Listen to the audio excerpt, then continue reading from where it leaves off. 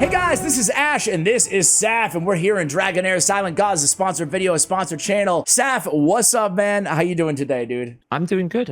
How are you, my friend? I'm doing great, man. I've been loving the channel. I've been loving the feedback lately. A lot of people kind of joining us in their Dragonheir journey as well. It's really cool, man. This is going, we haven't really checked in a while. This is going really well. Have you been having fun? Yeah, so on in this account now, we're pushing along nicely. We're starting to get like formal teams and really pushing in. We're into month 2. Chasing that UTO, so our account is coming on nicely. And for my Kraken account, obviously, if people don't know, I've been playing since like season 0, so I'm about to enter season 4. So it's always the best and most exciting time of the season because you get to see all the new heroes that nobody gets to see for months. But hey, I know. That's kind of what we're going to talk about today, I guess. Yeah, it's one of the things, I'm sure, the whole seasonality of this game compared to Raid. And I've been playing Raid for, gosh, almost 5 years now. I imagine you're around the same. You've played a lot more games than I have in this genre, I would say. I've played like Watcher and Dragonheir and Raid and maybe like dabbled a tiny bit like back in the day in like Summoner's War and stuff like that. But that's about it. So just for context, what have you played the most in this genre, Saf? I think we talked a little bit about this in our first video on the channel, but I kind of forgot. Well, didn't you have a Lord of the Rings game? But that wasn't this kind of game, right? That was an MMO, yeah. I did try the Lord of the Rings Road to War. And it wasn't good. Well, it wasn't that it wasn't good. It was a bit of, the old type games where it's like you do a city builder and you kind of like develop your town and you go send off like virtual troops to go fight. It's a bit of that feel into it. Okay. I mean, I've played, Raid is my main game. I've played a lot. I used to play a lot of Awakened Chaos era back in the day when that was first came out. That was a game I played for about a month or 2. I'm playing a lot of AFK Journey at the moment, which is kind of a bit more casual version of a gacha kind of game, but it's quite fun. Played a bit of Marvel Strike Force. Yeah, I played a little bit of that too. Played a bit of that. Well, there was another one that I've played. Dragonheir is another main one. I've not really played much of Watch of Realms, I have to say. That's not been one that I could engage well with. So my experience on that is not as deep. When it comes to Dragonheir, just to kind of like zoom out again, when it comes to your playstyle, obviously you've been playing this game for a year now, Dragonheir. You're in season 4 on your main account. What has it been like for a whole year playing both games, Raid and this alongside? Do you think they complement each other, like playing the same time? Or do you think they're kind of like you really need to focus on one of the two? Yeah, I think there are different ways to, like, one thing I would definitely say about Dragonheir, which is the main difference to Raid, is it doesn't feel as aggressive on time, nor does it feel as aggressive in terms of monetization. Just generally. Well, I hear you there loud and clear, man. Like that's a massive takeaway, is not getting bombarded with a million pop-ups and just like it just feels so much more subtle. And as a matter of fact, dude, I'm like, you can attest to this. I message you, I'm like, dude, if we need to spend to like catch up or anything, like we can do it, like we can do it on our account. We're not trying to be free to play or anything. And every time you're like, no, like we don't really need to spend right now, So I'm not sure if it's your discipline or the game or somewhere in between, but seem to be doing pretty well. Yeah, it makes the game Dragonheir feels more like a game that you're progressing in, whereas Raid can feel a little bit more like I'm collecting stuff and I'm almost like a pack collector kind of game, if that makes sense. Where this is much more of a world in which you have to play in. So it sounds like overall Dragonheir maybe a little bit less, maybe intense, I would say, maybe a good word. So it sounds like they do complement each other to play at the same time, in your opinion. Obviously, you're doing it. Yeah, and I think one of the big things with Raid, we never know what's going to come when we wake up, right? We can wake up some days and it's like, oh, there's a soul summoning event, or there's a prism shard that I now need to do. So you can never really plan ahead. The best planning ahead we can do in Raid is Diffusion.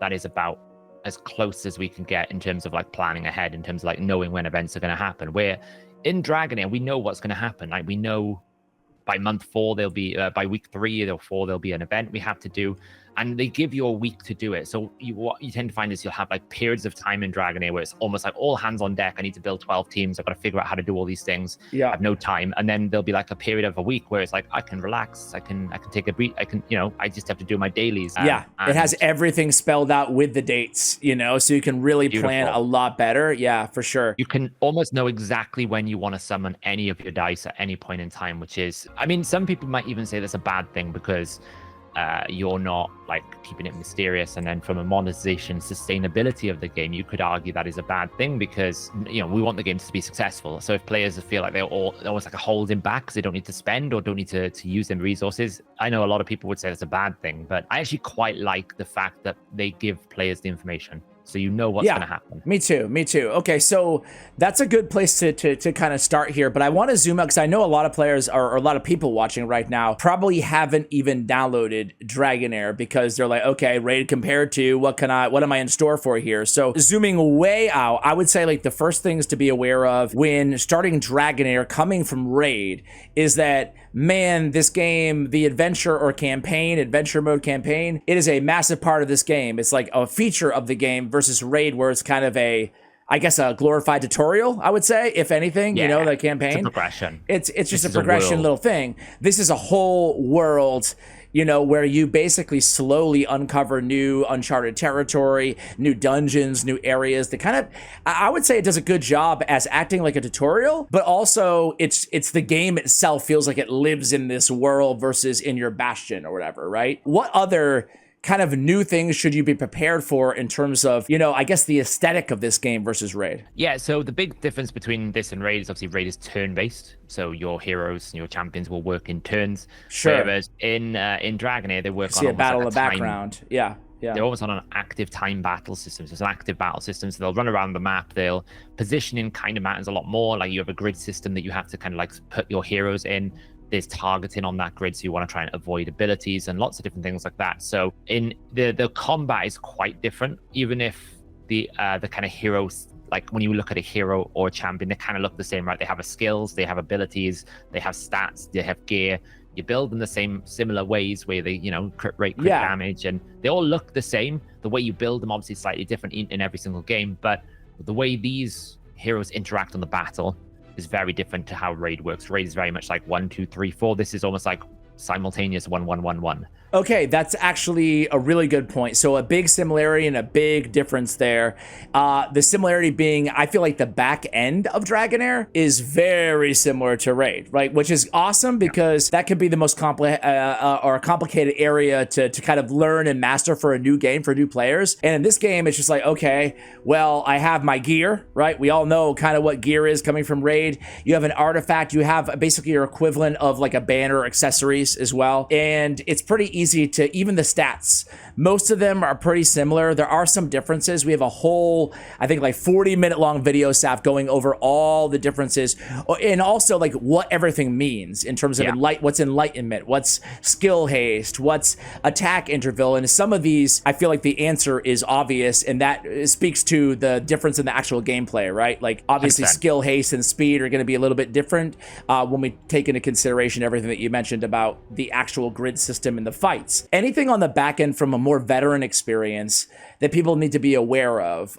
We have a whole leveling guide that just went out yesterday. Again, very similar to Raid. I would say a little bit less painful because not as much like crunching and food and all that stuff, Oh, I think the leveling is less active, right? With Raid, in order for you to level a hero, you have to actively. I know we have XP brews in Raid, which is obviously a big thing, but not everyone has thousands of XP brews that they can use. So a lot of the time, people will go to campaign. There's even a monthly mission in Raid. You have to do 500 every month, and that's how you level and upgrade your heroes. You put them through campaign. You don't really do that in Dragonheir. It's all about farming a consumable to consume the consumable, which I think is a much healthier way to play the game. So much easier. Yeah. You can prepare, you can hold, you can hoard, you can use it.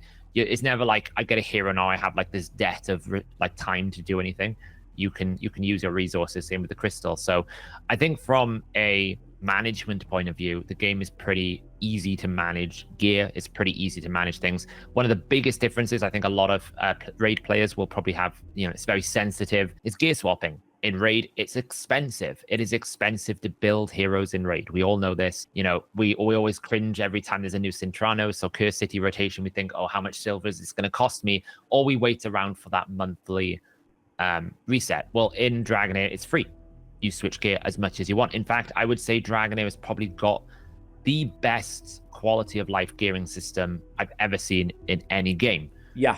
Is almost too good. Not only can you save individual gears, but the entire team's gear sets for as many preset teams as you want to. It doesn't have to be dungeon specific, but it can be. And to your point, there's no cost. There's no incurred cost. But I do want to ask you, because we had a long conversation about this actually yesterday with the Fateless crew, is do you think there are downsides of free gear swaps? I think I know your answer, but I want to hear like what you think, especially as it pertains to Dragonheir, you know? Yeah, so I think with Dragonheir, the perception of gear is different. In Raid Shadow Legends, we farm gear to get better gear. The better gear that we get, the better rewards we get. And that's the kind of way to look at it in the sense, like, I want to make my champion stronger, I go farm gear. And because of the cost, it's almost like once we get that perfect savage crit damage gloves, that's almost like a one-to-one relationship with your hero, your champion in Raid, right? You put it on there and then you have to go farm another one.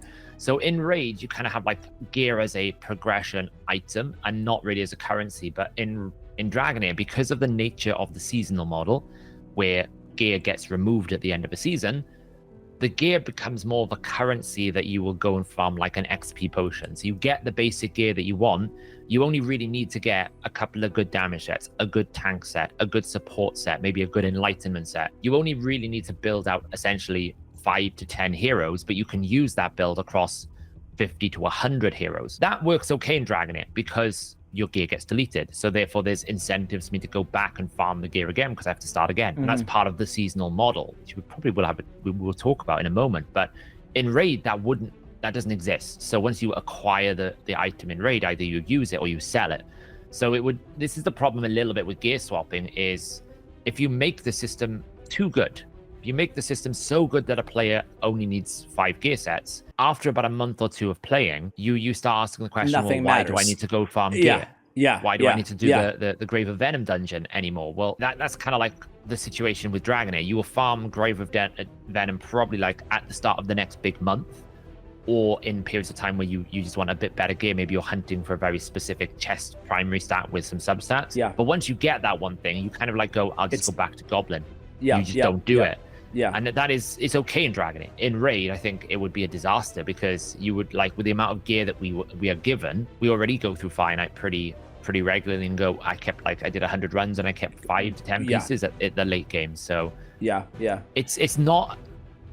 think every player, all the comments now will probably say gear swapping is a must. The free gear swapping is essential in every game, but the long-term impact of that is interesting from a It does. It changes. It really does change the way that you play these games. And I'm speaking from experience as well, because I played Watcher of Realms for quite a bit longer. And that was the most attractive thing to me about the game at first. And it's changed the way that I look at the game, to your point, over time. You know, at first, what was the best thing ever? We as humans were notoriously bad at predicting what will make us happy, right? For me, it's just like, wow, free gear swapping feels like, just to me, it feels like in that game, that sort of a game, so like in a Raid game, it feels like you're working to build an artifact set or one gear set, and the heroes are almost just totally interchangeable, right? And like, how good of an artifact of one gear set can I come up with, you know? So anyway, I digress. There's obviously a lot of room for opinion there. I'm curious to see what the viewers feel about, like, are free gear swaps a must? Because again, you know, we were even talking about this stuff as it pertains to like the Fateless game, you know? Yeah, exactly. It's a conversation that we had from day one about different things. What are we going to do to make that work? And it's like we were acutely, you know, I think even I'm acutely aware that the cost of silver in Raid Shadow Legends is terrible. It's awful. It's the worst possible experience you can have, even to the point where it almost encourages you not to engage with the gearing system because you're afraid you're just going to run out of silver before you even get to a positive outcome. The best thing I would say about the Dragonheir system is the sort of allowance for experimentation. Because it's free gear swapping, I can try different gear sets, I can try different artifacts, I can experiment with it, I can reset the run. You don't lose any food when you run a dungeon. That's another big difference. So if I fail to complete goblins, it doesn't essentially energy, whatever that is. It doesn't consume energy. So I can experiment as much as I want, and the gear swapping is a big part of that.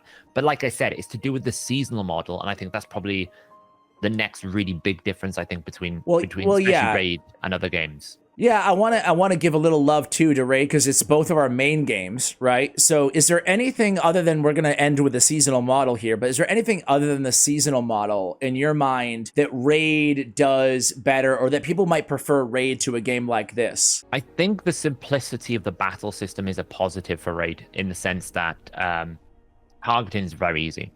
You know, I get a hero, a champion, they single target, they AoE, or they random hit. It's very easy to understand what my abilities are going to do. Yeah, so I think the active battle system in Dragonheir can be very off-putting for a lot of players, especially the grid system there, where it's like, where do I put my heroes? Trying to understand how to position people. There's a lot of interactivity. Some people really enjoy the strategy aspects of it, but I do think like the simplicity of the raid model has some benefits and perks as well, in terms of, for the player base, just knowing what they need to do when they need to do it. There's a value to that system, having it, keeping it simple and straightforward. Attack single target enemy, do certain effects. So I do think the sort of building a team in Raid, essentially you build your heroes and the heroes have more identity, whereas in Dragonheir I feel like you build a team and the team has more identity. Okay, I like that's a really good, I feel like that's an apropos description, because it does feel everything's team based in Dragonheir to such a large extent, even when we talk about the elemental affinities and how they synergize versus Raid. It's absolutely different. Even the auras in Raid are champion specific, you know? Yeah. It doesn't seem like everything's geared more towards the individual champions and their role within the team versus the team's role, and everything else is secondary in Dragonheir, and the strategic implications that come from that as well. It could be a big negative as well, if in all honesty, because you could end up pulling a legendary, say like you pulled a legendary summoner, but you didn't have any summoners to put with it. Yeah. It's almost like the legendary hero you've just acquired in Dragonheir is useless until you've acquired another 2 legendaries. Then it becomes the best champion in the game. And where at least with Raid, if I pull that Yumiko or that Warlord or you're gonna be good, Harima, you're like, I'm in. I'm. There's no pairing needed. Yes, you have like, you know, we know that Necra is really good with certain heroes, and we know with certain champions, we know that when you put 2 like Siphi and Rhodas together, they become gods, but they're equally as powerful on their own. Whereas I feel like in Dragon, it's almost to the extent like, you know, if I don't have 2 Dauntless in here, then Avelios is as good as a bit of wood, a bit of dried wood.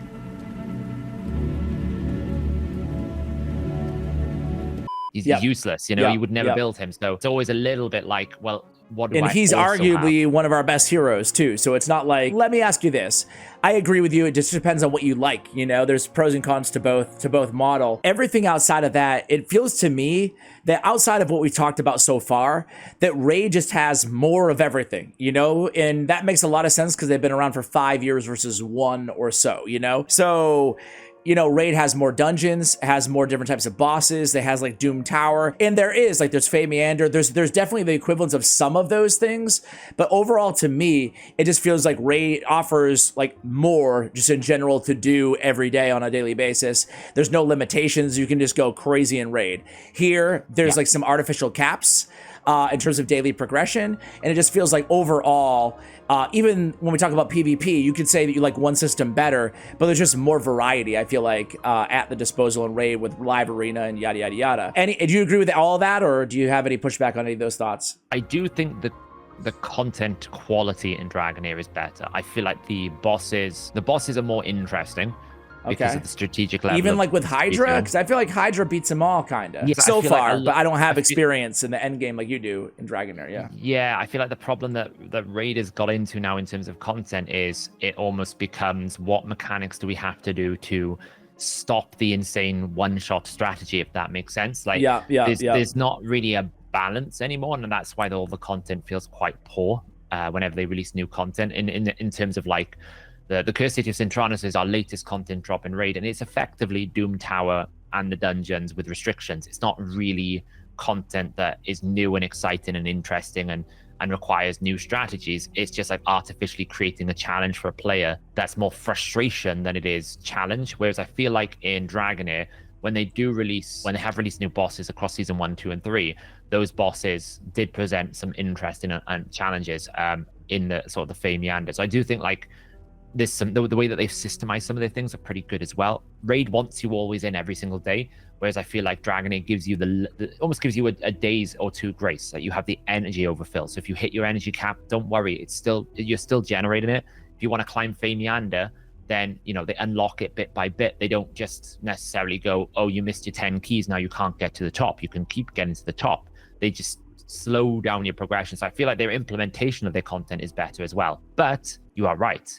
Raid has more long-term content, but that's why there's a seasonal model in Dragonheir a little bit I'm gonna say a little bit because we've kind of lost our way after season 3. Let's talk about that then, because that's the elephant in the room, because that's the biggest difference I feel like between these games, really at face value. I mean, you could easily argue the battle system is up there as well, but seasonal format, every 3 months, every quarter, basically a new season comes, and then anybody starting, they still start at the beginning. We're in season 1 on our account, but I have friends who are like you, for example, on your main account, you're playing a whole nother game with different heroes and different elemental affinities and different artifacts and so on and so forth, different bosses, even different boss mechanics. How does that impact? Do you think it's a good thing or a bad thing? You've been doing it for a year here, because I've heard arguments both ways. I feel like right now, though, sentiment is this is not sustainable for Dragonheir. This is a sponsored channel, by the way, but we're still talking. We're still giving obviously our honest opinions here. We're not. We don't have to like get pre-approvals on these videos or anything like that. I'm pretty sure that this is probably a conversation that the developers at Dragonheir have had multiple times, which is the seasonal model only really works if you apply something new to the season, because effectively when we reset the season, you're giving people reasons to not carry on, right? You're almost like giving them an invitation to go, I'm going to step away from Dragonheir because I'm not enjoying my experience. Where I feel like in Raid, they don't really give you a time to think like that, right? No, it's when's the next fusion, when's the next event. Yeah. You just do what you're told, and then you kind of like accept from the gods of Plarium that this is what you're going to be doing. So I feel like the seasonal model works in games like in games like Diablo, ARPGs, Diablo, Path of Exile, because what they tend to do is when this new season comes back, there is it's kind of the same gameplay loop, right? Diablo, you go around, you slay lots of monsters, but the seasonal theme is different. There's new bosses, or maybe there's new items, or maybe there's new collections. When I've been playing AFK Journey, for example, they have a season at the moment. There's a whole new storyline. There's new items to upgrade. There's a new progression loop in terms of AFK stages. It isn't just take the same game, reset it, and play the same game. I think that is where we've got to now a little bit with Dragonheir, where it's like we're waiting for something new every single season. They do deliver new heroes. Last season we got mythical artifacts, which is a great solution to the problem of legendary gear, because legendary gear is a 3-set piece. What do you do with the final spot? They've answered those questions, and give kudos to the developers. They are developing the problems that players are talking about. They are listening, which I think sometimes game developers get a bit of a bad reputation for. I don't think that's the case with Dragonheir, but I think in terms of the season model, you just said season 0 to season 1, it's a great concept. It solves a lot of the gear swapping problems, because now you have to refarm them. There's new heroes every single time. It creates like leaderboard activities and excitement, because if you can get to the end of season leaderboard, finish number 1, you have those kind of systems. The problem is, after the reset, why am I going back and doing it again? And I'm not sure they've answered that question yet. So any ideas on how they can fix that? Well, I would ask, because eventually we're going to be in season 2, and then people won't be able to play with us, and it'll be weird, From a content perspective, right now it's great for us. But I look at other creators out there, and there's a lot of great ones like Scratch and Neva and HH, and they're all in late seasons. And I feel like that's tricky to make content that only applies to the people who've been playing the longest, when new players start playing all the time, right? So, I mean, I know people don't care about content creators, but even for us, it's just like, it's nice now, but I'm wondering, okay, how are they going to do things in the future, Actually, it's a good point. I don't think a lot of people realize this. With the seasonal model, effectively, they release the new heroes, but you will never see those heroes until you reach that season. So I'm looking at season 4 heroes. I've been playing with heroes from season 2. You don't even know or can't even see them. Like, I could give you names like I use Carf and Ashutius to burn enemies, and you would be like, what is this game? Everything is different, or a lot. It's challenges across the board when we're doing the tier list on the website, where I'm sitting there thinking, well, we can't have a tier list with 50 champions rated really highly because they were released in subsequent seasons, and you're a season 1 player and you go, who are these heroes? Have I found the wrong game? Have I found the wrong tier list? It's a bit of a mistake that I don't think anyone realized until they got to season 3 and 2. I think when players got to season 2, they were like, oh, this is a problem. And at that point, it's almost like, how do we undo the problem? How do they undo it? When the season is so intact. The question I was going to ask you, you've been playing this now for 4 to 5 weeks. Yeah. How do you feel about the seasonal model, knowing everything you know and everything you've experienced so far? Do you find that the seasonal model is fun to engage with? I truthfully feel like I can't answer that question until I experience season 2, right? Because in my mind, it seems great. but I haven't done anything yet. I haven't had any of my progress reset in any way. I haven't been put on a different playing field, so to speak, than every other player starting the game right now. Yeah. I remember way back in the day when everybody was on season 1, I was just doing like integrations for the game or something. I wasn't playing it that much. I played like for a couple hours, just experienced it a little bit. And I remember everybody was just concerned about, wait, how much of my work is going to be undone? And then it became, those concerns really kind of spread out to a bunch of different areas in the game. So I guess I'm there still, right? Even though I know my most valuable stuff, like basically anything I pay for, right, will not be lost, I'm still like, it doesn't really sit that well with me that like even levels being reset, you know? I'm like, that's kind of weird, man. That's kind of weird. But I guess it also presents a cool opportunity to compete again at an equal playing field with everybody. And I imagine there's a surge of activity on a server at the beginning of a new season. You're experiencing it together. It's kind of like back in the day, Saf, when people used to watch TV live all at the same time. You have that communal experience where you're like, you know? So I think that 100%. I'm actually kind of tepidly excited, I would say, about the idea of a season format, but I'm also at the same time equally worried, I guess, you know, even though I've seen you guys all go through it. That's how I feel about it, I guess, you know. Do you have any thoughts on my concerns or, you know, either way, the good or the bad? Yeah, so one of the good things about the seasonal reset is that they do combine servers, which I think is quite healthy because sometimes our server's deado right now, to be fair. Yeah, it becomes a bit bland because obviously they're always starting new servers, so they try to combine the player base, which is good. And the other good thing about the seasonal reset, which I always thought was quite cool, is if in season 1, it's kind of like when you play Diablo and you go, I'm going to roll a barbarian this season, and next season you go, do you know what, I'm a bit bored of barbarian, I'm going to roll a necromancer or necrohunter or whatever the classes. I haven't played Diablo for in a very long time. And that's kind of what you can do with Dragonheir. You can kind of like go, well, I focused last season all on like my wild teams. This season, I think I'm going to go for a bit of burn. It gives you a real opportunity for a fresh start. Yeah. They still book those heroes, and I might need to book my new heroes, but all they've done is reset the level and the rank and remove the gear. That's true. It's not that bad. Yeah. It's okay, but there's got to be reasons for you to keep playing. And I think that's my concern at the moment. And I think that would be your concern a little bit. It's almost like, well, imagine you won't have to do the storyline again, but imagine you had to go through all these challenge areas and they put like really obscure multipliers and modifiers on them. Like every time you kill an enemy, it fears all your team. That's kind of like what you do. So it's almost like, well, I'm playing the same content. It's a little bit different, fine. But like the storyline for the new season might last you 3 days of the 3 months. And it's like, and then after that, it's like, okay, how long can I do the same relative thing with little twists goblins with new heroes? Yeah. That is very. Do you think there needs to be some sort of tie-overs? You know, so like you're competing, you know, at a macro level and a micro level at all times, like something, because it feels like there's two. Even though the fresh start is awesome, it feels like there's also a lot of emphasis on losing my leaderboard rankings, my progress, whatever I had built towards the first 3 months, you know? So there is pretty good crossover. So if you finish high on the season 3 leaderboard, for example, then you get a lot of perks for season 4. You get a more exclusive summoning banner. You get a lot of legendary dice. You get special like cosmetics, and there's you have special access to a store. So there's a lot of reward crossover. Okay. The problem is, what are you doing?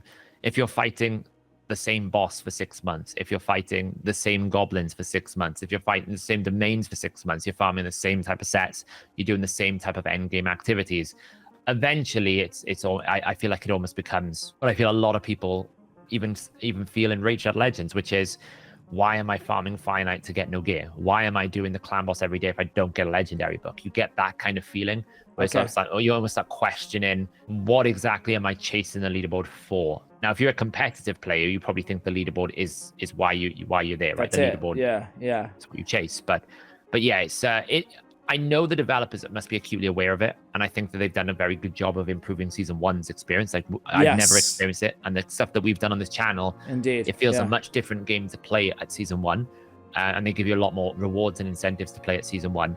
I think they just have to get on top of this seasonal model pretty quickly, because I think there'll be a lot of players that will start questioning towards season 5, if anything is going to change. They really want to see more story, more content, more different things to do. I think that would be the key goal. All right. Well, hey, if you guys have any thoughts on the seasonal model, especially if you've been playing for Dragonheir for a little bit of a time, give us your thoughts, your experience, your ways that you would, fix or kind of just change the format in the comments below. Any final thoughts on Raid compared to Dragonheir? Anything that we didn't cover here? I felt like we talked about a lot, like TLDR, more storyline, more kind of an open world feel. Seasonal model is huge. The battle is a lot different. Everything upgrading and gear, you're going to get the hang of that really easily coming from Raid. And frankly, there's pros and cons to both in terms of the way all of these things impact you as a player on a day-to-day basis. Anything, again, that we didn't cover there, Saf? Seems like you have a final thought. Yeah, my only final thought, and I think this is probably a question that we didn't cover that I think probably a lot of people start with, is the summon in Dragonheir is very good. The mercy systems in Dragonheir are very clear. Very true. Good. Very true. We have a whole video about that. Yeah.